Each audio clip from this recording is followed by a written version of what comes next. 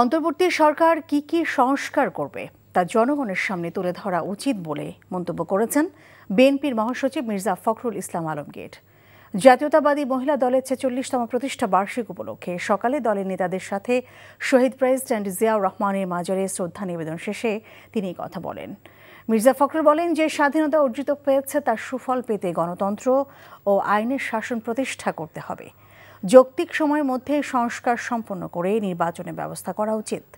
প্রশ্নের জবাবে মির্জা ফখরুল আরও বলেন, পারস্পরিক শ্রদ্ধাবোধের মাধ্যমে ভারত বাংলাদেশের সম্পর্ক হওয়া উচিত।